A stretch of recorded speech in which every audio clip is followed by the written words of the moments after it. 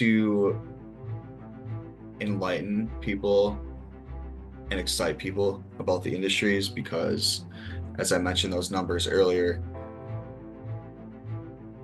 they're not getting any better. It's getting worse in the sense of having people come in and for our infrastructure and to keep the world moving that we are so comfortably in and want to live in, that these jobs are important. And it's not a job for idiots. It's not a job for the low life people. It is a job for people who are high achieving and who have a sense of pride in themselves and want to push that forward. So I'm really here to promote the blue collar industry at the same time as I'm here to help the men that are already in it. Welcome to another episode of the Limitless Life podcast. I'm your host, Kyle Smith. And if you have not done so, hit that subscribe button so that you never miss another podcast. And if you love this podcast and you want some more tips and tricks on how to improve yourself, go ahead and subscribe to my YouTube channel. There are a ton of instructional videos there. You can find the links down below. However, before you go ahead and do that, my friend, I would love for you to stick around with the Conscious Welder himself, Rob Heilgendorf.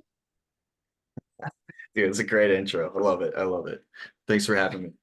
My pleasure. I'm very excited to have you on.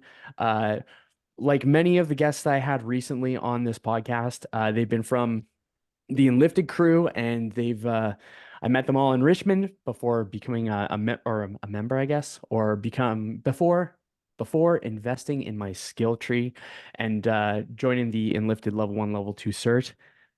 But damn, I gotta say, the peeps that were at Richmond, like yourself, have been awesome. And I am very grateful to be able to chat with you today. I think that you have a really cool character build. You have an awesome character, you're good vibes, but also what you do, or yeah, what you do, I find to be a very unique blend of attributes, of characters. So, in saying that, the question that I like to start every podcast off with, my friend, how is it, Rob, that you impact the lives of the people around you? That's a great one. I was thinking about it because I listened to your other podcast. And yeah, I just started thinking about it, and I would say the way that I impact others is by, I've went through my past history and the steps that I've taken to grow myself into Rob today. So through my experiences, through diving into my own personal stories, my own personal like attributes and everything like that, I would say that's how I influence, just leading by example and showing masculinity, standing strong when needed and where it's needed. And that's, yeah, and then pursuing my dreams, being stubborn in a good way, using that stubborn attributes to keep me flowing and growing Dude, that's awesome. Being stubborn in a good way, in in a productive way. a There you productive way. Okay. We're gonna dive right into that before I ask you about your character build, because that is awesome. Because I recognize stubbornness in myself as well. I think that what we project, we reflect, and what we recognize in others are both characteristics we admire and resent in ourselves.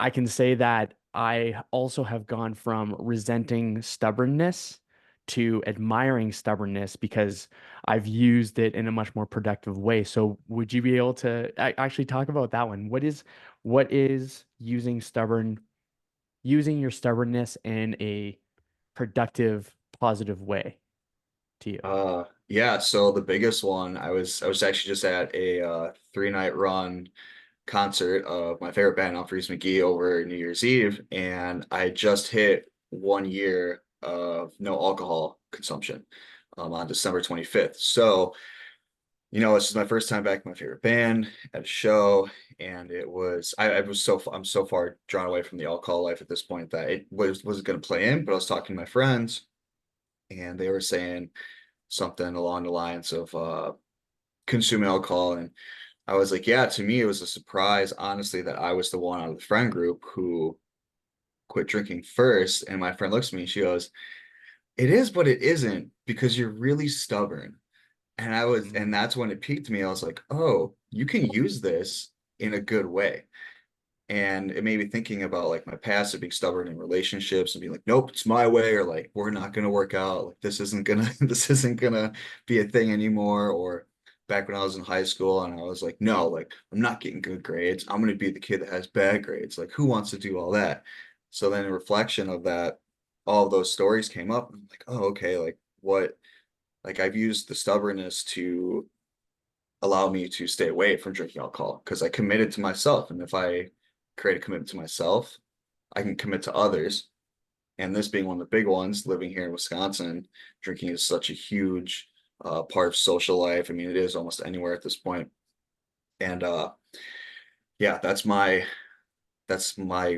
most recent discovery with being stubborn and using it in a productive way and staying away from alcohol. And it helped that I knew it cut out my momentum. And then I also knew that, um, going into lifted level one and level two, if I was to drink over the weekend like I did, because I was going crazy with it when I would do it, that I just wouldn't do anything for the next week. And I invested in myself. So I owed it to myself to stay away from the alcohol consumption. Dude, that is so well said. That is actually awesome. Uh, Congrats on a year of no alcohol. Thank Uh, you. I also have a milestone one where I hit 2 years, which is cool. And kind of similar to yourself, I would have been the probably very similar to yourself in that one. Like it was like consumption to cold turkey. It was Hmm. pretty cool. It was pretty cool. Man, I love that using stubbornness as a positive. Uh, because usually it's often recognized as a negative. So I think that reframing of it is stellar, dude. That's Right. awesome. Yeah. Yeah, exactly. I mean, there's so many instances where like it's definitely been used in a bad way, and like we're like, nope, I'm in my way. This is how it is. And then, like you said, the reframe to allow yourself to grow with the stubbornness and not, like it's kind of the same as anger. People look at anger as it's a bad thing, but it's like you can actually use that fuel for something good as long as you harness it correctly. Yeah, it's not the source, it's not the fuel that is positive or negative. It's the intentions behind using it. Mm, correct. Right. Kind of like, yeah, kind of like I don't know, any other tool really. Like a hammer is Hmm. both for building and destroying. Yeah, Hmm. exactly. So on the note of not really hammers. I guess hammers would be construction, construction blue collar. Blue collar works into what you do. Yes, That it was the does. that was the train of thought there. There we go. Oh shit. But well, one, I want to thank you for actually teaching me some how to recognize good quality welds and bad quality welds. I think that's the thing that you taught me that really resonates the most that I had no idea. It was completely outside of my realm of expertise or even a little bit of understanding or knowledge. So on that point, conscious welding. I took your Instagram like bio and then put it here because I think it's really cool how you help blue collar men build their family, their time, and their wealth through your blue collar blueprint.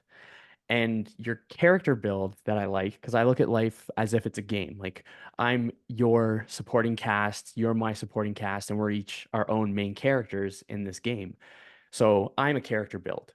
I have a buddy of mine, Calvin, said it when we were going up Crypt Lake in Waterton, and we were kind of joking around how we're on our own Lord of the Rings quest. We're like going through the mountains, and fuck, this mountain was like scary, like easily the the longest, the hardest, the freakiest hike I ever went on. And I was like, I'm shaking like thinking about how like high up it was, and we're just there. Anyways, that was beside the point. But my buddy Calvin commented on my character build, and he said, because we were just talking about different characters and who we would be, and Calvin's like, dude, you would be like a paladin. Like a warrior magician kind of thing. And I was like, oh, that's a fucking cool build. That's a great build. It's a great So build I out. So I like thinking of characters like was their uniqueness? What is something specific to them that they bring to this game of life?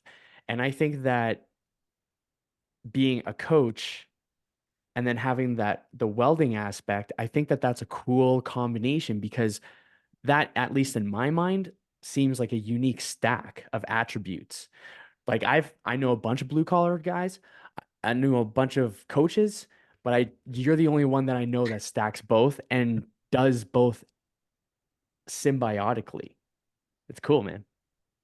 Thanks. Yeah, yeah, it's I love the blue collar lifestyle in certain aspects. I love the coaching lifestyle in pretty much all aspects at this point. Um, and yeah, it's I truly believe in, I mean, welding itself, but the blue collar industry itself, I believe in it. It's crucial for life, for anything that's going on. I mean, like you said, welds, they're everywhere. They're more they're more places than most people think about them. Um, but so I was trying to figure out, I'm like, well, what can I do? I was like, I really have a passion for the welding industry and the blue collar industry as a whole. And I've got so much out of seeking out my first coach and then learning the Lipton method. And I was like, what can I do with this? And I was like, well, I love this thing. I love this thing. How can I make them, you know, come together and harmonize? I think that's awesome, dude. Very cool. So what is it? How it, well, I guess build their family, their time, and their wealth through the blueprint. How is it that you impact these blue collar fellas and folks? Well, to be completely honest with you, I am in the middle of building the blue collar blueprint. So Beautiful.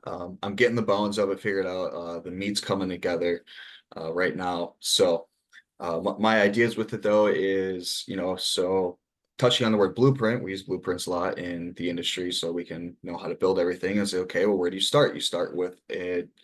For my case, it's a pile of metal. And you look at the blueprint, you take your measurements, you see how to put it together, you do the layout with it. So with my blueprint program, what I'm looking to do is, you know, allow these men to see where they're at and then see what they want. And then how do we take that and build it up? So through building time is looking at the schedule. As you and I were talking earlier, there are X amount of hours in a week. And if you're working 40 hours a week, like that's generally a strict schedule for blue collar men.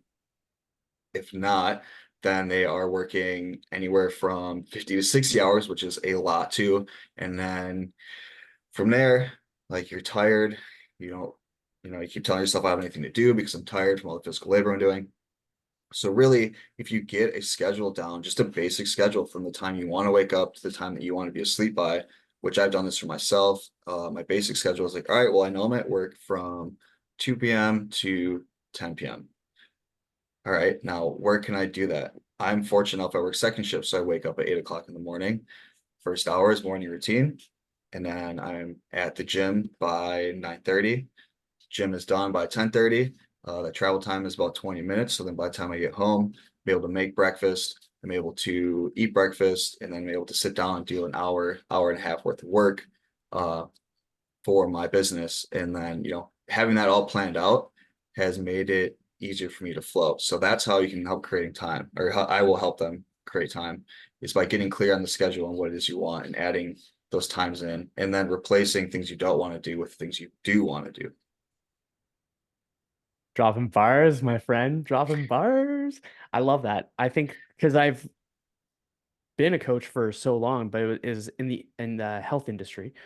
So people will just come along, and I've always found that the folks that work blue collar had resistance in working together because they were really fixated on the amount of time that they are working and a little bit less fixated on the amount of time that they weren't working, and that even less that what they were working, what they were sleeping, and then that little bit that they just kind of could be to the wind.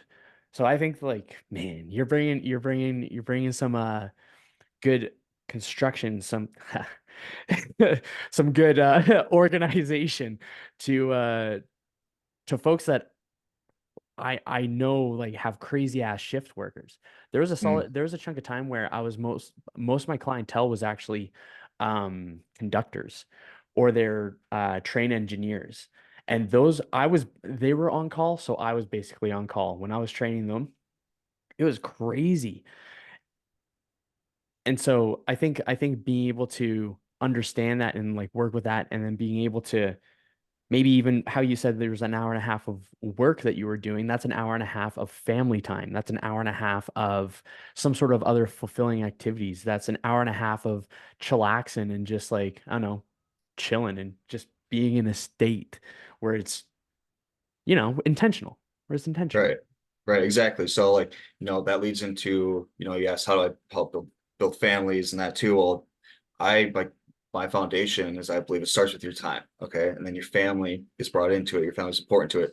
And maybe you don't have children, maybe you don't have a wife or a girlfriend or some type of partner at the time, but that allows you to create those open schedules for you to go and do the things you love to do. Like I love to snowboard, I love to go disc golfing, so I make sure that I'm making time to do that because if I am too rigid with work and too rigid with like the build out of the business at the same time, then I start to lose, my happiness within doing that too, because there has to be outside things for me to do. So like right now I am single. So like I allow myself that hour and a half or whatever that could be dedicated to, undivided family time is undivided me time, whether that is spending it with, my dog Milo, it's going rock climbing, disc golfing, snowboarding in the winter. And then yeah, so and then it allows me too to dive into myself if I want to do like journaling practices, if I want to do some story work, or if I just want to connect with a friend, or honestly, even if I just want to scroll on Instagram and get some laughs in or watch a stand-up comedy. That's like one of my favorite things to do, or listen to a comedy podcast for like that hour, especially when I'm sitting down eating breakfast. So it allows you to create more time. But yeah, chunking that in for the family time, then it's there you get time to spend with your kids, you get to spend time with your loved one, your even like your external family too, if you're noticing like time slipping away from allowing yourself to have that time, but also nurturing yourself at the same time. Nice. Yeah, that's great. Damn. Right on. So, Rob, my friend, out of curiosity, where where is it that what is hmm, how to organize that thought? That's a cool one.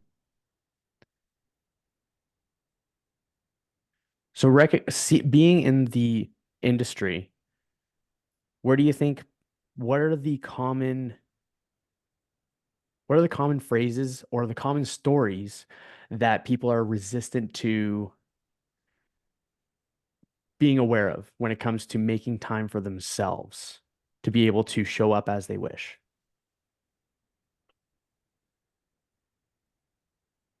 Say money is a huge driver for people in the industry. And there's a story that if I work enough hours, enough overtime hours, I'll get the money, I'll get the toys, I'll keep the family happy.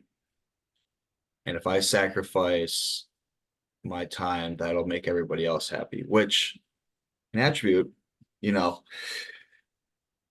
sacrificing yourself for somebody else is great, but at like what cost? So I see that there's a story where, you know, they've created in their head without even speaking with their spouse or the people around them, like, hey, like I need to make all this money so that we can have a happy life, where it's as if or where it's as they actually want like their significant other, like the person that's in the blue collar industry, to be home with them and to be doing stuff with them because that means more to them than having a giant house or having like the toys or having the nice car and everything like that.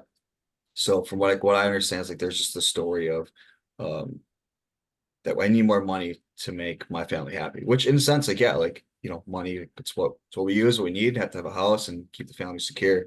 But I think really it's like coming down, having like that conversation of like what is it that you want out of me to provide for the family. I like that. Yeah, I definitely recognize that. That was such a great answer. Oh, pumped. Yeah. Another thing too that comes to mind, it's been really circulating last couple of days, is that there's a sense of pride that comes with building something and using your hands to create it. And I feel it all the time, every time when I'm at work. With that pride comes honor. So you have a lot of pride and honor into these parts you're making. And like me, I really enjoy the process of building something out at work. So uh, like being there late for me isn't an issue because I enjoy it so much. But it's remembering that you're putting that extra energy into that job and that's energy you could be bringing home. So like getting the balance of like when you can do that, uh, like when you can sacrifice the time to be at work to get that project done. And I think it's just the way the blue collar mind is wired, is that you're like, oh, I just really want to get this project done. Like it's getting close. And like you just keep striving to get it done and have that pride. So that pride is the huge driver. You know, a thought that just popped up when you were talking about that is and I mentioned this. Yeah, yeah. There's I just made a note of it, and I think I'm just gonna like tell you this one because I think it's kind of a neat little thought. It's like a little vision that popped in my mind that I see you being able to really positively impact people with. So I'm just gonna flow with it. Uh, there is something I heard before, and I think it's the same with athletes, where a person, especially someone that's really active, so athletes and trade workers, they die twice in their life, once when they retire and once when they actually kick the bucket. And statistically, you'll see like around 60, 65, they'll retire. And then even though on paper they're healthy, they're set up, they're like on paper, they're good for another like 50 years. But because that pride, because that purpose, because that intentionality is taken away, there's no fulfillment in that work. There's no work to feel fulfillment. And that fulfillment is something that we like to provide value. And the thing that I think is really cool with what you're saying there and having that kind of floating in the back of my mind is that you got that cool little area where it's like that transition area where it's you know the industry and you know the peeps that you're working with so well, and then you're able to help them through that building phase of where they built things externally to when they, let's say, retire and they don't know what to build from that point. You have that little introduction of building the internal work. So you keep that same blue collar mentality, but you're able to internalize the construction rather than just have the construction happening outside of you or like visibly able to see it. And I think that's what, I'm going to predict that. That's going to be my prediction of how you're going to impact people in the future. I think that's good. I'm gonna put that as a prediction. I'm glad we're recording this, and I'm very confident in that. Like that's like a cool concept because I think it's such a problem that folks have. And now I'm just tangenting, but interrupt at any point in time that you wish. But something that I think of as well is oh no, it went away. Yeah, but that was my main thought. That was my main thought where I'm like, I really see you being able to help that like transition period where it's like bringing the yeah, it's just redirecting that mentality, but still feeding it?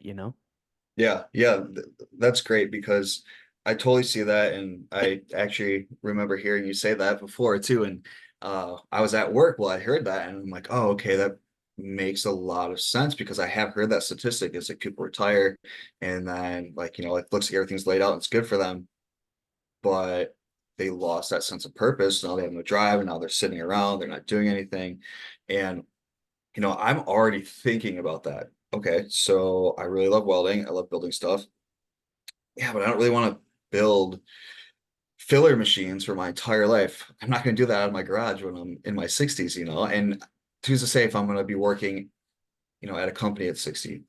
But I do know that like when I stop welding full time, I still am going to have things set up for me in my garage or in in a shop or renting a space where I can go and build stuff. And I'm gonna move that towards like furniture. And even if it's just for me to have fun and do it and like say I sit on it for a long time, it doesn't bother me because I know I'm still doing something that's active and fun. And also for me, I like to work on cars. Well, I worked on my truck when I had to because it needed to be fixed.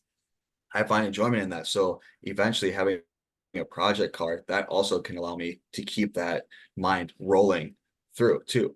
And even if it's, something I don't finish, but I have something to work on, I have that pride and I have that honor still being pushed into that thing. So that way it doesn't, it's not dying out. And if I have children or family and, Rob built this and now like it's something that's left for them too. Mhm. That's cool. What would your random question? Do you have an idea of what your car build would be? I really like, I think it's a 1970 SS. Mm, nice. Yeah, just like your typical black car with the black muscle car with the white stripes going across it. I've always just loved them. They're so slick. Dude, totally, totally. That's awesome. Just raw American power. I like it. My go-to, well, would be my dream car. I really like, and I might get the date wrong, but for the most part, it'll be legit. A 77 Pontiac GTO. Okay, And yeah. I really like I think it has a combination of that muscle, but then it has a little bit of class where it's like you can take the hood down and it's just like, yeah. Hmm. I also recall I know exactly when I adopted that as my dream car, and it was when the movie with Vin Diesel Triple X first came out.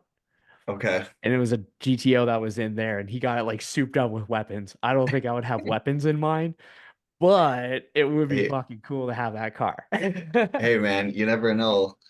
The apocalypse may be close enough that you can start putting weapons on your cars. That's true. Oh, that's cool too. I actually didn't think of that.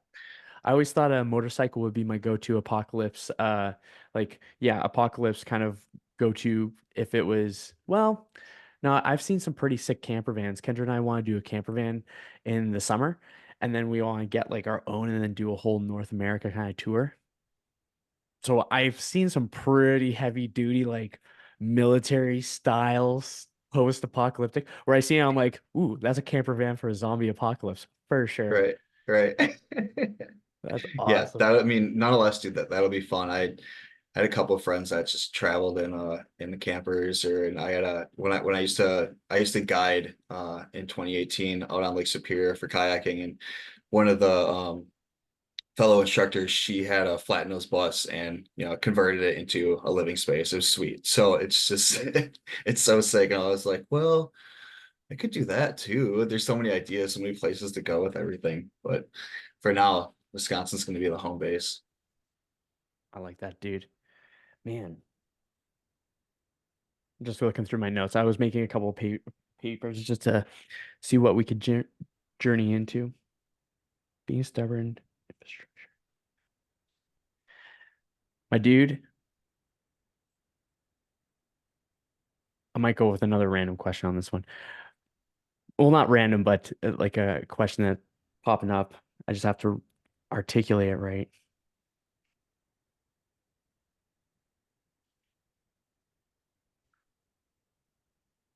What do you see? What do you see? Where do you see yourself? Not where do you see yourself? How do you see yourself helping these blue collar guys? What's their kind of what's your big vision for helping out the blue collar guys? There we go. So my big vision is that when I was in high school, I was sold the story that to be anywhere in life, you have to go to Ford University. You need to get into college. That's how you're going to do good. I didn't like school. I didn't want to do any more school. And I took metals class in high school and I had one teacher, or man, my metals teacher, I showed him a weld and he was like, you're good at this. I know you don't want to do the other work. He's like, if you go in that welding booth every day and you progress, I'll pass you with a B. And I was like, all right. That was the first time that I can remember a teacher telling me that I was really good at something. And that stuck with me. And I was like, all right, cool. This is the drive. And it was also the fact that I got into the welding booth. Everything outside of that welding booth slipped away. Anything that was going on with me and my parents, me and girlfriend at the time, just me being an angsty teenager, it was just me and the puddle. So, and like at the age of 17, I was like, there's something here. I was like, this makes me happy. I want this. But around that time, that's when I was being told, like, hey, like you have to go to 4 year, you need to really think about this. You're a senior, blah, blah, blah. And I was like, no, I'm not doing that. I'm not gonna do that. I'm gonna go to school. I'm gonna go to school to become a welder. I'll just get a job to become a welder. So what I see is that like my age range is really in the industry right now, and that story's still running rampant through them. So my goal is to, take that story, work through it, put it away, and actually like give these men like their power back because they do know that they make great money. They do know that they're hardworking, but there's still that story that's like telling them like, oh, I'm not good enough. I didn't do what society thought I was like what I was meant to do. And it's really showing right now too, because I have some numbers here. And if you look at like the US Bureau of Labor Statistics, by 2032, there's gonna be 438,000 welding jobs like predicted to be open. So that's 43,800 a year. Plumbers, pipe fitter, steam fitter, that's 493,000 by 2032. And then electricians are expected to be at 761,000 by 2031. So we're really seeing a shortage in this. And I want to work with the men that are in it already and get that story straight. So then it gives them more excitement and show, and that itself will bleed out and resonate into into our future of people, and that can bring more into the industry because this is why men are working so much right now in these industries is because there's a lack of employees for it. Mhm. Which in a sense is good for us because we get more money, get more raises, have more fun with it, but we're spending a lot of time there. So yeah, really it's coming down to rewriting that story of that I'm not good enough because I didn't go to XYZ or I didn't do this, I did this instead. And it's like, well, I guarantee you that you went into the industry because it brought you fulfillment, enjoyment, and a sense of purpose and pride. Not gonna lie, I struggled with that, like wording that question. So glad that it looped around because that was great. Oh man, it very much resonates with me as well because I was not definitely on paper, I was not the best student. I actually did not do very well. For my social mark was at 49.5%, and they rounded it up to 50%, so I was able to get my diploma. I was 1 point away from my diploma, so they bumped me up. They rounded up to the nearest hole for me to be able to graduate. But I also, at that time, I did my apprenticeship for culinary arts. My trade of choice was culinary arts. I finished my blue book before I was even graduated high school for a job, and I did my apprenticeship hours. And something when I reflect on that experience, I recognize that because I had the same stories as well. I knew I wasn't going to go to post-secondary. I didn't know what I was going to do, but I knew it wasn't that because it wasn't the learning that I really felt myself fulfilled in. I was demoralized. I was deterred, not deterred.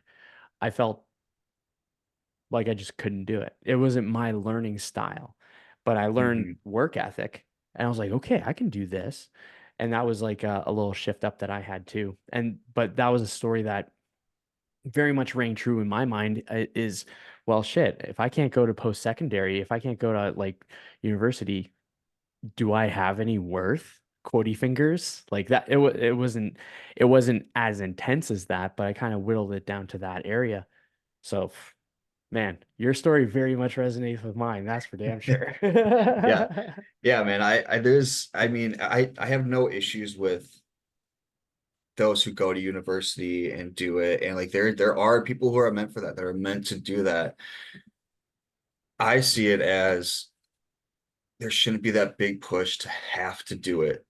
To like that makes you to be somebody. It's give the option to try these other things because I see it as from like a male's standpoint is that being able to provide and like for yourself or for somebody, and then just the act of using your hands to build something, like there's something there. I haven't figured out the right words to call it, but like it energizes you. It makes you feel really good. It puts something tangible in front of you. It's not just like you're thinking about it. Like I took this pile of metal and someone could have looked at it like, oh, it's just a pile of metal, but it's like, no, like I know what I get to build and what I see. And through that process of getting there, of, you know, throwing some fucks in there and I don't want to do this anymore. This is bullshit. And then you're like, yeah, but I really like doing this. So I have to keep doing it. Um, but yeah, I think it's just hardwired in us to create and to build something. And these industries allow you to be able to do that because I used to tell myself like, oh, I'm not an artist, like I don't have any creativity. And then as I start getting into welding, like I start realizing, oh, this is an art form. Like there's more than just, you know, tapping a hammer in with a nail, which most people can do. Um, whereas like there's so many more dimensions to it, as I pretty sure I explained it to you when we were talking about it around the fire. And yeah, I still had people being like, dude, like that's an art form. Like I've seen what people can do with it, and like not just in the sense of where you can create art out of it, but just the act of doing it and being like precise with it. Because if you don't have a structurally sound weld, like you're gonna fail and it's gonna be rejected, or even worse, it's gonna get put out there and somebody's gonna get hurt. So yeah, it's like it's there's something hardwired in the in the blue collar industry to build something and to have the fulfillment from it. A vision or a quote that popped up, I believe, it had to do with the statue of David. I believe Michelangelo is the one that sculpted David. And someone asked him, how is it that you created the statue of David? And his response was, I didn't create the statue. The statue was already there. I chipped away the stone to reveal it. Hmm. And when you said the part of when someone like if I looked at a pile of metal, I would for sure be like, that's a pile of metal. Like I thought I was like, oh, that's me. I wouldn't even know what to do. But you're seeing what could be out of that pile of metal. And that was the story, that image that kind of came up of you can see a stone, but it's in the eye of the creator what can happen with that stone, or what can happen with that steel, or what can happen with that concrete, or what can happen with that food, or what can Hmm. happen with the pen and the paper. So that was kind of a little tangent that popped up in my mind on that one. All right. Oh, that's a great analogy and way to look at it. And in a sense too, I get help from my blueprints, but I have that knowledge and that training to know like, okay, this is what it looks like on a flat piece of paper, and how do I make it come to life in the real. So yeah. Nice. I like that, dude. Well, man, at the top of the hour, I got two final. Well, I got one final question before my two final questions. Okay. Is there anything that has to be said that hasn't been said yet? Hmm. Anything that has to be said that hasn't been said yet. Well, on the topic of blue collar, man, it's not just, it is, I'm here to enlighten people and excite people about the industries because, as I mentioned those numbers earlier, they're not getting any better. It's getting worse in the sense of having people come in and for our infrastructure and to keep the world moving, that that we are so comfortably in and want to live in, that these jobs are important. And it's not a job for idiots. It's not a job for the low life people. It is job for people who are high achieving and who have a sense of pride in themselves and want to push that forward. So I'm really here to promote the blue collar industry at the same time as I am here to help the men that are already in it. So I'd like to leave it at that. Dude, that was awesome actually. Uh Now I'm just gonna make sure that there's nothing left there. Mm, okay, cool. Final two questions, my dude. Let's run D it. I'm Yep. excited. Yeah, you heard the podcast before, so you probably know what's coming up. Setting the scene. You're on your deathbed. It's the end of your days. You're surrounded by all the people that you care for, that you love. What piece of advice do you want to pass on before you kick the bucket?